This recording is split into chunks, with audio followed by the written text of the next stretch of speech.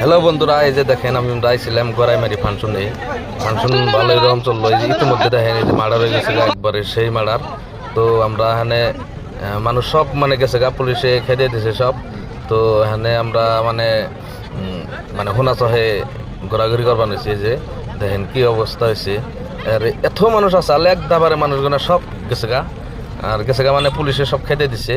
তো অলরেডি পুলিশও হাজির হয়ে দেন। স্টেজ একবারে খালি, স্টেজে একবারে এসি এফটিআরে সব ভর্তি কাছাল, ফিল্ড পুরা ভর্তি কাছাল।